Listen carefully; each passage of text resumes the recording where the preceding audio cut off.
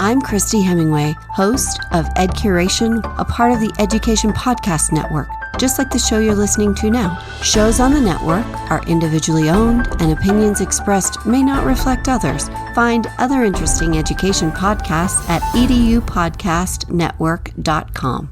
Hey, welcome back. Steve here, and today I'm talking with Mike Schloff, the CEO of Maplewoodshop. Maplewoodshop is helping all children develop life skills through woodworking. So cool. You're going to absolutely just love this talk, and you're also going to want to start your own woodworking camp or introduce the program during the school day. So cool. Thanks for listening, and you got so much to learn today. By the way, it would be so really awesome if you would take the time to share Teaching, Learning, Leading K-12 with a friend, with a neighbor, with a family member. You know, someone who may not have listened to it before. What do you think? That would be so cool. You're awesome. Enjoy the show. The intro and outro were created and performed by Brian K. Buffington. You can find more about Brian at briankbuffington.com. And while you're there, don't forget to sign up for his newsletter. Thanks, Brian. Cool, huh? It's the Education Podcast, your favorite show, with lots of groovy guests and they share what they know. So crank it up to 10 and let your neighbors know that here's another show with Dr. Steve Milletto. Teaching, learning, leading, K-12. Teaching, learning, leading, K-12. Teaching, learning, leading, K-12. With Dr. Steve Milletto. Mike Schloff created Maplewoodshop in 2016 to help all children develop life skills through woodworking. The company achieves this mission by providing a safe, portable, and easy-to-implement woodworking program to schools, out-of-school time programs, and camps nationwide. Mike, this is so cool to have you on today. Thanks for joining me, and say hi to everybody. Hi, everyone. Thank you, Stephen, for the opportunity to share our mission. Well, I'm glad you're here, and this is so cool. You know, I was telling you before we started recording that I grew up around a father who fixed other people's damaged antiques and stuff like this, and it was the coolest thing because every time he turned around, he had some new gadget or gizmo that he would use to help sand the wood just right, or to to make something fit in, or to carve actually where something was carved, like a leg or something like this. So this is really cool and near to dear my heart. So nice stuff. So I got to ask you, Mike, where did the original inspiration for Maplewoodshop come from? Well, so the first inkling of Maplewoodshop was in May of 2015. I had, before that, growing up, I was your classic ADD kid, not good at sitting still, was smart, but terrible at sitting still. No executive function, impulse control. So I spent a lot of elementary school in the hallway because it was the 1970s. And then fast forward, I was fortunate enough to graduate high school, go to college, and my father gave me a book on the internet in 94. And I thought, this is great. So I spent 20 years really being an internet pioneer, using this new technology to help solve problems. And then in 2004, we bought our first house, couldn't afford a lot of repairs, and so learned to do things. Growing up, the one place I felt comfortable was in my dad's workshop, which in that case was a bicycle workshop. So I actually didn't learn woodworking from my father, but I learned mechanical things from my father and how to fix things. I broke a lot of things, then I started learning how to fix them, and I had this confidence in my hands. So that confidence led me to have the confidence to make home repairs. And that confidence led me to actually enjoy woodworking with a really cheap, terrible Home Depot block plane. But that meditative act of rounding over a piece of oak to make a stair tread was very powerful. So that was 2004. Fast forward 11 years to 2015, a friend says, hey, we're going to throw a maker fair in our town. You like woodworking? You want to run a table? I said, sure. And I led this table, and I'd never really taught kids before, definitely never taught woodworking, but the kids were lined up for 45 minutes. And I realized how much they enjoyed it. I have a photo of the first kid who ever made a project with us, and he's got this gleam in his eye of pride and joy and a little mania. And it was really wonderful. It was very inspiring. Frankly, it was an epiphany for me because I realized I like working with my hands. I like mentoring. I like woodworking, I like helping kids develop. And so I thought, wow, this is a way I could put everything together. In my then day job, I was the vice president at a large publishing company. And, the only way I could use my hands was making PowerPoint presentations. So it was incredibly satisfying at this tactile level. And over the years, I've realized, I think people haven't changed. There's always been people who have the wiring where they're very tactily engaged, and that's how they learn. They're not good at sitting still. They're very smart, but they're not good at sitting still. So 2015, I had the idea. And then a year later at the same Maker Faire in Maplewood, New Jersey, hence the name Maplewoodshop, I launched Maplewoodshop. And we started teaching locally, teaching parents, teaching adults. I engineered crazy solutions to allow us to work out of a daycare center after hours, including a telescoping, elevating table that could be a toddler table during the day and a woodworking table at night. Crazy inventions. And along the way, I met a teacher from New York City who said, boy, I wish I could do this in my classroom. And that's when a few light bulbs went off. One was, as you said, our mission is to help all children develop life skills through woodworking. And we're evolving that mission to give kids early career exposure through tactile learning. So not just woodworking, but other trades. And I realized, wow, if I could train teachers to use this program, we could have a much bigger impact. And so we developed a train the trainer model. Also, I realized if I could make this program portable, it could be used anywhere.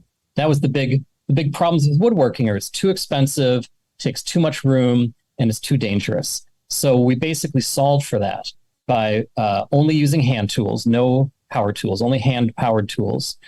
I invented a workbench that goes across a school table. And I know that people are listening, not seeing, but Stephen, you can see behind me tables. And there are these workbenches that span a rectangle and allow a student to work on either side. And that was the big innovation. That's what made it portable, because it holds the wood safely, and it can all live inside of a tool chest, which is like a wood shop on wheels. And that combined with our curriculum and the Train to Trainer program, now we're in about 120 schools and camps nationwide and growing. Nice. And I'm proud to say that we were just endorsed by the Carpenters Union in our region, which is about 7 states, so that we can use their curriculum and bring it into schools that don't have a certified CTE teacher. So we're really trying to help as many kids discover their potential for high-paying, high-skill, high-demand jobs, discover this facet within themselves, that they have this wiring that isn't prized, frankly, in our current education system. And so we're helping the kids that might be thinking about dropping out as early as 6th grade realize there is something for them. They can learn math. They can learn English. They will use these things in the real world. And should they choose, there's jobs out there that are going wanting, and they don't need to take on student debt. So nice. That's what we're all about. Yeah, it's such a cool mission, such a cool direction that you got going. What an awesome focus. I mean, it's something else. First of all, it's just, you're working with wood. I mean, that's and tools. I mean, there's just something about that. It's like walking into name any big box store you want, whether it's Home Depot or Lowe's or any of the others that exists out there. Sorry, this show's not sponsored by either of those people. Yeah. Yeah, I like that. But there's just something about you. Whether you know how to or not, you walk by the aisle where the wood is and the nails and all this stuff, and all of a sudden the hammer's calling you. It's like, buy me. You want to build something. You may not know how to, but you will soon. It's interesting, Stephen. Woodworking used to be very normal. Used to be very common. People used to know how to fix things. And as a society, and I kind of admit I'm part of the problem, because I spent 20 years developing web technology. Sorry, that's funny. As a society, we've lost our ability to be connected to the physical world, So our program is all about the IRL, in real life opportunities. And it's very purposefully low tech at the student facing side of it. In the back end, it's very high tech. We have a learning management system that we use. We use data, but it's very purposefully meant to be a tactile experience, and sort of demystify the idea of woodworking to make it more accessible to more people, again, by making it portable and safe and able to be implemented by a regular school teacher. 90% of our teachers that we've trained have no background in woodworking. It's for the certified teacher. And awesome. And so we spend a lot of time showing them how to run a safe classroom, how to learn how to use the tools. And some people that we train are not visual. They don't have that wiring where they sort of see a solution in 3 dimensions in space. But it always works out because they're great teachers and they know how to run a classroom. And so in a way, we're just adding another arrow to their quiver and another way they can engage with the students. And it's been really, really satisfying. That's cool. I can imagine, because one of the things that is just so awesome about what you're talking about is that they're following directions and they're making something out of nothing, or following directions that tell them how to make something, and what a cool sense of accomplishment. And if you watch those videos that are at the beginning of on your homepage of your website, I mean, it's the kids talking about what they made, and the second graders is awesome, by the way. Aaron, he's got the light in his eyes that I built this. And, what a cool thing. Could you just talk a little bit about that, following directions and the skills involved in making something out of those raw materials? Absolutely. It's funny. There's, an old perception is around gender. It's for boys, it's for men. It doesn't matter. The wood doesn't care.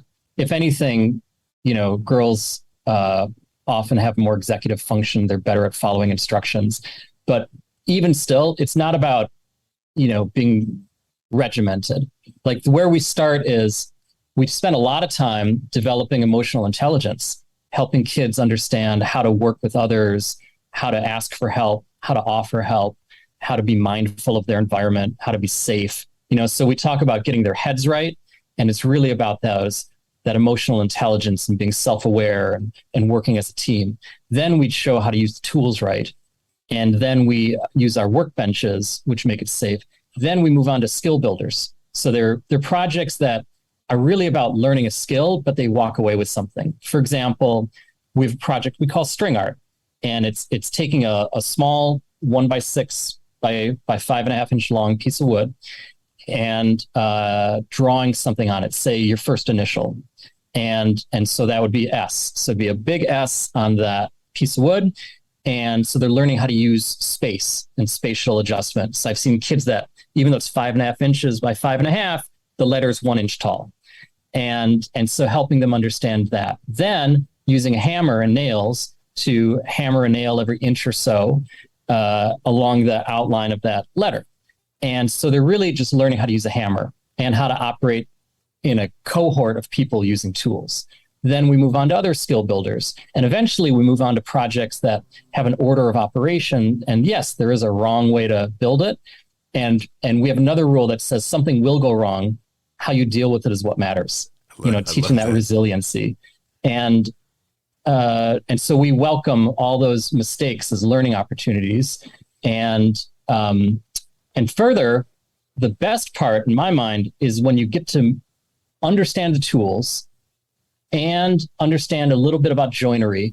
And then we have something we call scrapitecture, where kids get to build whatever they want. And also we've written all our lesson plans, both as a prescriptive step-by-step, as well as a design thinking approach, so that we can meet those next-gen science standards, as well as really teach kids to use their creativity. Kids are incredibly creative. They have amazing solutions. And so it's a mixture of learning how to do it the right way and also how to solve a problem using tools as tools. If you're a hammer, the whole world looks like a nail. But if you know which tool to use, boy, you're in good shape. So yeah, we focus on middle school because for a long time, like 100 years ago, there was something called Sloyd in the United States, and it came out of like Sweden and Norway, and it was a movement around crafts and getting youth involved in crafts. And they had woodworking, they had some textiles, and they might have had something else. And it was very popular. But then vocational training became much more about industrial, and how do you make factory workers? And I fear, with, and I'm part of it, we're all part of it in society. We went through a long period of prizing the mind, prizing white collar work, and whatever the opposite of that is, almost, and deprioritizing working with one's hands. And so here we are, 20 years after No Child Left Behind, and nationally there's $1.7 million in student debt. There's a $1.6 trillion. Did I say trillion? I meant trillion. There's also a $1.6 trillion GDP deficit looming over the next 10 years due to a lack of skilled workers. We've got sixth graders who are thinking of dropping out of school. And the most incredible statistic I saw, which is from 2018, is 20% of students who graduate high school also make it through a 4-year college program. 20%. So that means 80% are not. What happens to those 80%? Yet, as a funding wise, we have $165 billion towards 4-year colleges and $1 billion towards CTE, career and technical education. So we're giving $165 billion to 20% of the population who's still graduating with a staggering amount of debt. Meanwhile, there's high 5-figure jobs waiting for 19-year-olds. And so we're not trying to tell kids what to do, but we're just trying to make people aware that there's many options out there. And especially for the kid that's not good at sitting still, they've got gifts. They've got gifts that other kids don't have. We should celebrate those gifts that they have that other kids don't have, and show that everyone has value. So, Mike, this is so cool. I mean, there's so many things that just come out of this, the idea of being able to use these tools. But I got to say this, working with tools is something that can scare parents. I mean, you see these TV shows and they always show the shop teacher missing a couple fingers or something, and they use that to threaten someone. What do you see with kids when they use these tools? Sure, absolutely. Safety is a big concern. And when we were starting out, we had trouble making that argument. Now, happily, statistically, we've had thousands and thousands of kids go through the program, and kids range. We've had kids who are in behavioral programs, kids who are in self-contained classrooms, from very wealthy schools, from very disadvantaged schools, all kinds of kids all across the country. And it is literally the occasional Band-Aid. And when I say occasional, like one Band-Aid a semester. And a big reason is that there's no power tools. So it's funny, even though I've maybe said it 3 times now, we don't use any power tools, only hand powered tools. As a result, if someone drops a saw, they might get a cut, but it's a Band-Aid and they're back at work. But emotionally, hi listeners, emotionally, I think you're all still picturing a finger going into a table saw. But there is no table saw in our program. There is no band saw. There is no, jointer, planer, router table. It is literally a block plane, which is razor sharp, but again, nobody's ever gotten a cut from that. And so it goes back to how we approach it. We teach mindfulness and being present and being purposeful and being resilient. Then we teach the tools, and then we scaffold the skills where there's skill builders. There's a sawing practice. We call it tower blocks. It's kind of like Jenga blocks, but different enough for copyright purposes. And when they make these tower blocks, they're learning how to use a combination square. They're learning what parallel means, what perpendicular means. They're learning how to saw straight. And it takes a lot of self-presence. It's like learning a sport, how to swing a bat or how to kick a soccer ball, anything. It's the same thing. It's about footwork. It's about being present and practice. So we offer a lot of practice. And so again, it's proven to be incredibly safe. And another benefit especially these days, post-COVID, it's been very therapeutic. Getting to work with one's hands in a group is something that we as a species have been doing since, we came off the savannah, right? And I guess there's a Georgia joke in there as well, but Yes. we're wired to work in a team. And so we simply create an opportunity to work in a team using real tools. And there's the smell of the pine that is so beautiful, and it creates this emotional memory. I bet, hey, listeners, if you think back to 7th grade, I want you to try to remember any paper that you wrote. Okay? Now, I'm going to guess a few of you could remember a paper you wrote.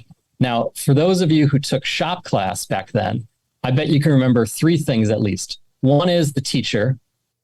The other is how they scared you. And the third is something you made. And I bet almost all of you can not only remember those 3 things, but I bet a big percent of you still have what you made, right? That's so cool. We're creating memories. We're creating lasting reminders of accomplishment, but we're doing it safely. We're doing it without fear. We're doing it in a more positive way. So we've sort of fixed a couple of the problems that the old shop programs had. We're not trying to turn people into factory workers. Anything that can, like that's going to be automated. So we're trying to teach people truly 21st century skills of critical thinking, of collaboration, of learning how to adjust, design thinking, and using real physical, tactile things. So woodworking's messy. It's organic. Sometimes there's a knot, and those hardened sugars prevent you from hammering, or the wood splits because it came from the center of the tree. So it keeps throwing curveballs, and those are great learning opportunities for kids to adjust and figure it out and deal with frustration. I've had kids in tears occasionally because they're so frustrated, and then they persevere and they stick it out, and they're even more proud. And so it's really good to push kids to almost that edge of failure, or let them fail, in a safe way, in a supported way, but let them fail, let them learn. Like, it's okay to fail. Failure is learning. Failure is experimenting. Failure is growth. And I have to admit, after writing that rule that says something will go wrong, how you deal with it is what matters, it's changed my life. It's really changed my outlook on things. I used to be much more worried about something not working. And now I say, well, that didn't work. All right, what are we going to do different? How are we going to make it better next time? And so it really leads to a growth mindset.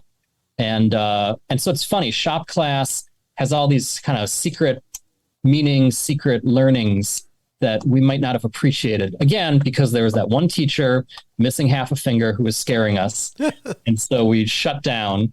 But there's a lot to be gained. And it's something where we're on screen so much that we lose touch with the basics. And so even though it's a back to basics, it's still future oriented. It's something where we can pick up the skills that we used to have more commonly. We're making it more accessible. And in so doing, trying to help kids that might not feel confident about their academic potential, help them realize they have potential, help them realize there's a reason to stay in school, and in so doing, help them, whether they go into the trades or not, realize that they matter and they are smart, and everyone's smart in a different way. Love it. I love it, love it, love it, love it. It's so cool. And, one of the things I keep thinking about is that, what's that saying, measure twice, cut once, or something like this. And just learning how to measure and understanding what that means, very cool. So let's talk, because you've been mentioning it. Let's talk about the curriculum. How young do you start? And how long does this go? And I know it exists. We're going to talk in a little bit about the kind of the differences. You have a school program and you have a camp type of idea as other sure ways. So we have I guess there's 4 flavors. We have 4 versions of our curriculum. One's for career and technical education, and that it borrows from the Carpenters Union curriculum with their permission. Another is for STEM. Another is for camps, and another is for special education. And so there's a decent amount of overlap among the 4 flavors. They all focus on the safety and presence and learning how to use tools correctly.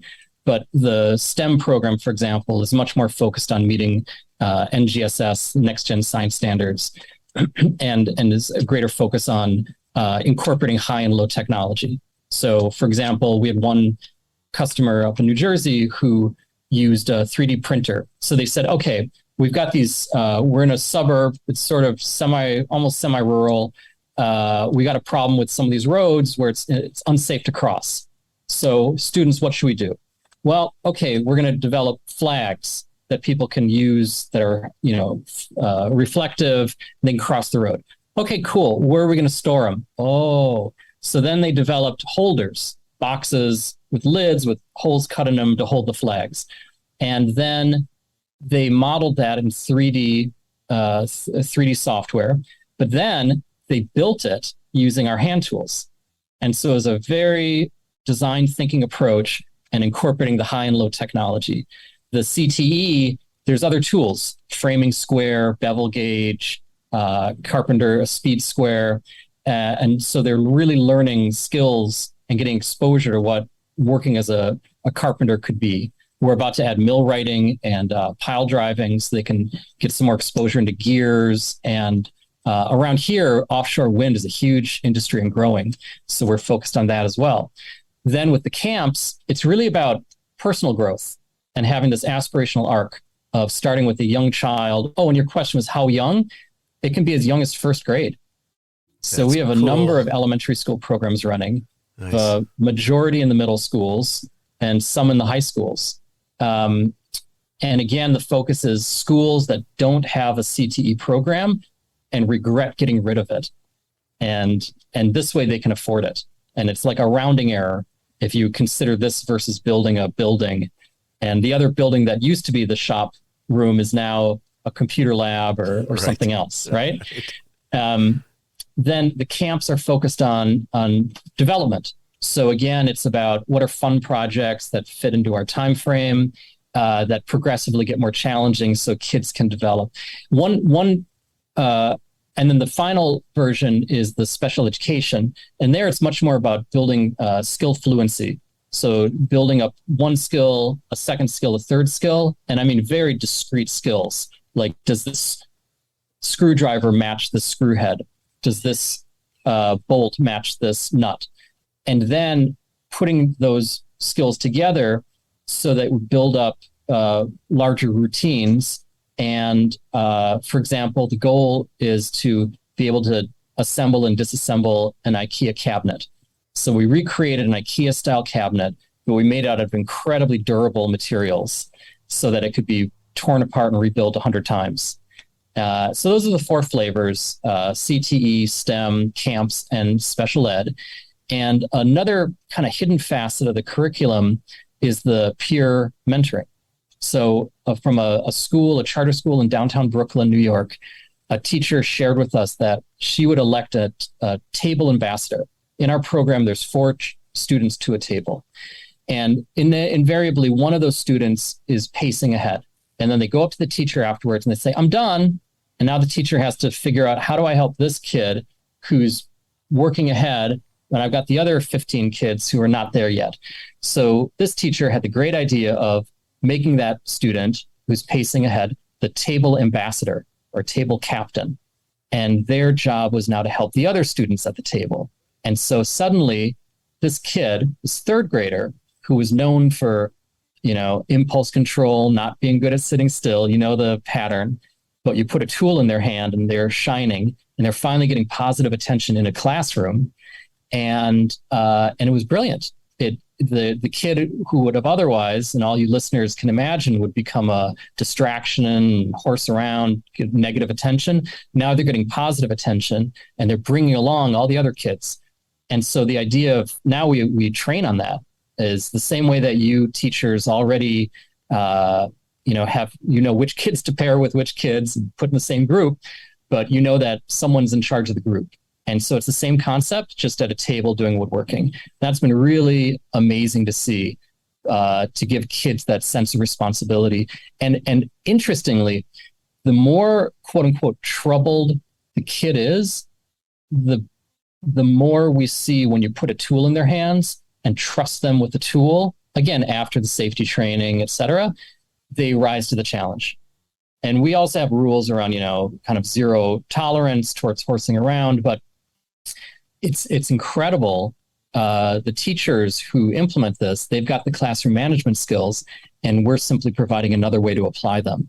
And so it ends up being very safe. And we're really pleased because, when the insurance companies look at it, they say, okay, no power tools, no problem. When the licensing board looks at it, they say, no electricity, no certification. And when the parents hear about it and they finally see it and realize, oh, that saw, okay, fine. It's not a table saw. It's not a drill press. It really is safe. So yes, safety is at the core, and the curriculum, is built around both the goal and also the duration. So one thing we're putting together right now is a 3-year plan for middle schools. So in 6th grade, you could do these projects. 7th grade, you do another series. 8th grade, kind of a capstone project at the end, and creating opportunities for the 8th graders to then mentor the 6th graders, and so they can get some leadership experience as well. So we're really just thinking about the whole child, and woodworking is the medium. So we talk about woodworking, but it's really just the vehicle to help a child discover their identity, discover their self-worth, and discover a talent that they never knew they had, this intelligence in their hands. Love it. That is so awesome. It really is. And it's just, it's encouraging too. I mean, it's like, because so much, there's so many of us get stuck, including teachers, end up, sitting at a desk behind a computer for part of their day. As a teacher, you shouldn't be sitting that long, but at some point you probably find yourself, but no matter what, you're not engaged with tools. So the teacher's involved in this and so forth. I can imagine that it's very popular with them. And it leads me to this. So I got to ask you, Mike, can you talk a little bit about what the difference between a camp and a school program would be like? Sure. The biggest difference between a camp and a school program is that with the school programs, we've oriented around standards so that a school can justify the purchase. The camps don't care about standards. The camps care about if it's fun and engaging. And so for schools, when we started out, it was largely clubs, after school clubs, and they wanted to offer really fun activity. And as over the years, we've gotten more sophisticated, and we realized, wow, we could actually do this during the school day. And so now more and more of the programs that we start are during the school day. They're not after school. We have one school down on the shore in Long Branch, New Jersey, and they're running at 6 periods a day. So you've got a teacher, all they're doing, just like a Spanish teacher, all they're doing is woodworking. 6 periods a day, 20 kids a period for a semester. And so they're a very intensive program. For camps, again, it was about how do we fit into, we have 30-minute periods, we have 60-minute periods. How do we have different projects for young kids versus old kids? So the schools, what's nice is that the program in its organic form fit almost every need. But we wanted to help people that had very specific goals. So for example, with schools, we offer a service where we can run surveys and show the lift in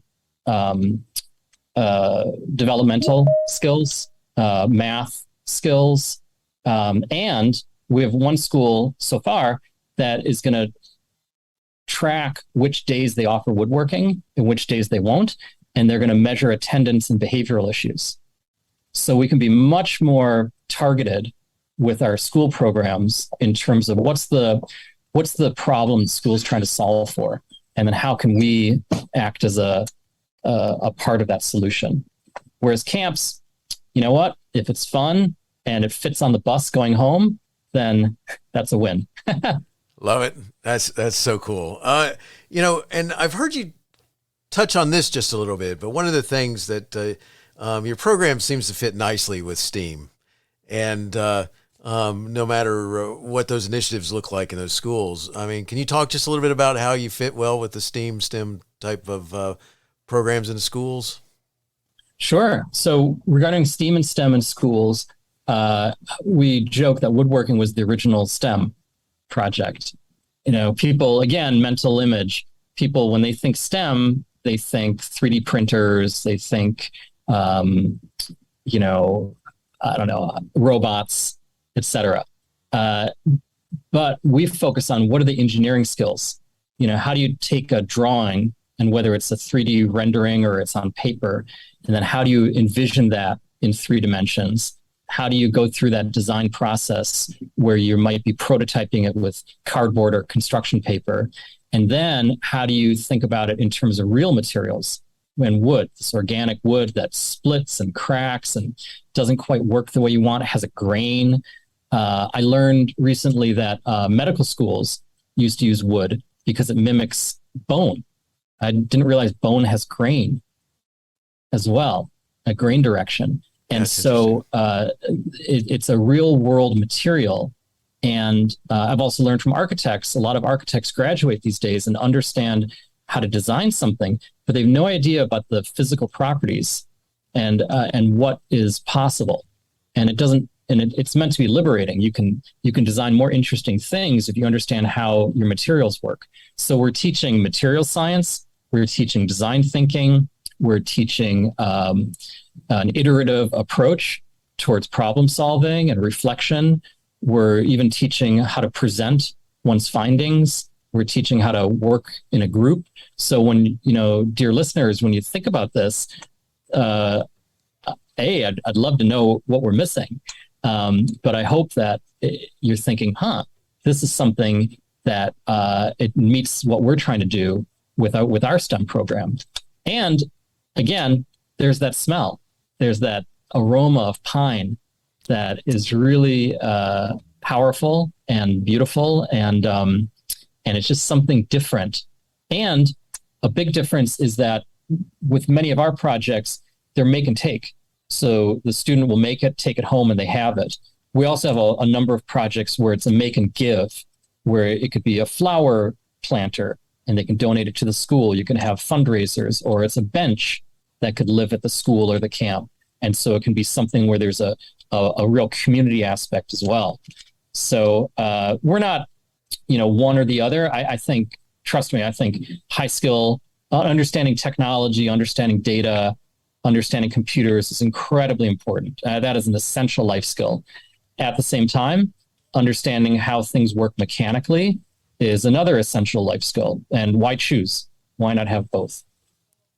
I love it. This is so cool because you're right. You're right. And, a bunch of years ago, in many communities, that mistake was made, that eliminated programs that helped teach these skills and engaged the kids in the way that your program does. And that brings me to this. I mean, I would think that kids who are engaged in woodworking and such like that would have better attendance. What do you think? Yes, I agree. I think having a class for the kids who might not consider coming to school is always a good idea. I mean, when you say it like that, it sounds kind of obvious. In one school district, and we've heard this from a couple anecdotally, and now we're going to prove it statistically, that she mentioned kids would show up and ask, is it woodworking day? And that she believed that woodworking, our program was increasing attendance. So it's definitely a huge carrot that schools can use to attend. And in the background, it's like the spoonful of sugar, and kids are getting all these lessons. You think about woodworking, it's all unit measurement. You cannot do woodworking without unit measurement. Even if you're just horsing around trying to make some scrapitecture, you need to figure out how things work. And you need to understand the grain direction, and if something is big enough to be strong. And so it's a very organic, I guess, pun intended, way to develop a lot of engineering skills as well as, 21st century learning skills. So Yeah, definitely on the attendance, on the behavioral. When you put a tool in a child's hand and treat them with respect, they react well. They almost invariably they rise to the challenge. And so we have one school that we're starting up this fall, and it's like a court mandated school where they get sent in Ohio, and their main focus is we're going to start with the emotional skills that they want to develop and then work backwards. Those are the outputs. I want to see a lift in emotional regulation, and we're going to work backwards from those and show how using certain tools, developing certain mechanical skills can lead towards that. So it's surprisingly flexible. Isn't that funny? And I'm a little sad to say this, but we're the biggest provider in the country, even though we're not that big, because everyone has exited the market. Everyone is on ed tech and different ways to use screens, some of which are brilliant. I love math that adjusts to the student. I think it's a brilliant concept. At the same time, there's very, very few companies focused on the tactile learner. And so that's the void we're looking to fill. Our vision is to help 300,000 students by 2027. And so we're looking to scale massively. We're developing good processes inside our own company so that we can help more and more schools. We're developing data sets so we can help schools compare against others and understand what a normal lift looks like by implementing this program, what they can expect. Because in our world, we have to make financial arguments and we have to make data-driven arguments to justify spending. And so we want to use that currency, use that language to help the administrators prove the value. So it's all but again, we're mission-driven, for profit, and very excited to help any of your listeners implement this in their schools. This is excellent. I love it. And this is, one of the things that I wanted to ask you is right here, which is what you just led into, which is how does a school or school system or a teacher get one of these programs started, whether it's the full-blown program or it's a camp, or, how do they just say, hey, I want to know more? Sure. So for anyone who's interested, please go to maplewoodshop.com, and there you'll very quickly find a form where you could share a little bit about your goals and yourself, and we will be in touch very soon, and we will work with you to achieve those goals, and both qualitatively and quantitatively. And whether your goal is to help kids discover the trades, whether your goal is to help kids have a different way to learn design thinking, whether your goal is to have kids just have a fun club and a outlet and a therapeutic way to have a good time and learn some things, or whether your goal is to help special education students learn life skills for independent living, we're eager to help you. Eager to help. Awesome. Love it. And just as a note, Mike, I know you've mentioned the website. I'm going to ask you to do that again because I'll put them in the show notes. So where can they reach out just to find out more information? Yes, please go to www.maplewoodshop.com, all one word, maplewoodshop.com, and you'll can learn more about our program, see some videos, and click a Contact Us button. Tell us a little bit about your goals, and we'll be in touch to help you out. Excellent. I'll have all that information in my show notes, so you can, whether it's a laptop, desktop, or mobile, you can easily find those links and go straight to Maplewood Shop. So make sure you do that. So I got two other questions I want to ask you, Mike, and they go like this. The first one is, how do you keep going when there's so much going on that you may want to quit? Ooh, how do I keep going? Well, first of all, thank you for asking that question. That's a great question.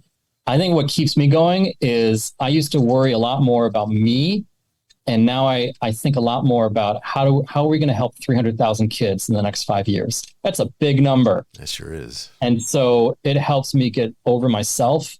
I'm the vessel, and this idea, I'm grateful that I was able to invent this workbench and reinvent a woodworking program made for today's needs. And beyond that, at this point, I'm focused on how can I be a good leader and manager to our team. We have 8 people, and giving people clear goals and direction, and then getting out of the way. And so that this program can scale well beyond what I know, so that we can replicate successes across the country. It's awesome. Was there one last question or no? Yeah, I'm going to try it. So we're going to give it a shot. So Mike, do you have a teacher in your past who made a difference in your life? And if you do, if you got a chance to say thank you, what would you say, and who would it be? Well, I remember Mrs. Goddard from first grade, and she taught me kindness, and I am grateful for that. And the first person I thought of was, it's probably in high school, and it was, I'm blanking on his name, but he was a science teacher, and he also led a winter camping trip in northern Minnesota. I grew up in St. Paul, Minnesota, and he would lead this winter camping trip, and it was a really amazing experience. So he was a great science teacher, and he was a great human. He still is a great human, and I remember that experience really fondly. It was a great learning experience, and it was with other people in the school, but it was a mixture of 9th through 12th graders of all different, the cool kids and the athletic kids, and me, and it was just, and everyone banded together, and it erased all kind of divisions within the group, because we all had to, if you're winter camping in Minnesota, you don't have time for petty stuff. So, those are a couple teachers, and teachers, thank you. You do so much. There's a lot going on, a lot of challenges, but grateful for everything you do. And hopefully, if you can use our program, you can enjoy it as well. You can borrow some things to bring home and work on more stuff. I love it. And what a cool thing. You are right. I can imagine that if you're camping in Minnesota, first of all, Minnesota and like warm evenings doesn't kind of go together, even though they have multiple seasons there. I can't imagine. Well, there's 6 weeks of warm evenings. Yeah. Nice. So that would beat out those challenges. But cool stuff. Mike, it's awesome talking with you today. Maplewoodshop is just incredible, and nothing like teaching kids the skills associated with woodworking. But it goes far beyond that, which is so cool. The math and social skills and all kinds of other good, awesome things right there. And thank you for sharing, and wishing the best in all you do. Thank you, Stephen, for this opportunity and for all you're doing for the state of Georgia. Really, it's incredible, and appreciate it. Hey, you have been listening to Teaching, Learning, Leading K-12, a podcast to help you help kids achieve their dreams. Teaching, Learning, Leading K-12 is a member of the Education Podcast Network. Podcasts for educators, podcasts by educators. Teaching, Learning, Leading K-12 is a member of the podcast network based in Canada called Voice Ed Radio. Voice Ed Radio, your voice is right here. The opinions expressed on Teaching, Learning, Leading K-12 are those of the guests and host. Teaching, Learning, Leading K-12 is intended to share ideas, advice, and suggestions. Teaching, Learning, Leading K-12 is produced for educational purposes. Hey, thanks for listening. It would be awesome if you visited my website at stephenmiletto.com and connected with me, left a review, and listened to more episodes. And by the way, you could also share it with your friends, with your family, and your colleagues. Thanks so much. You're awesome.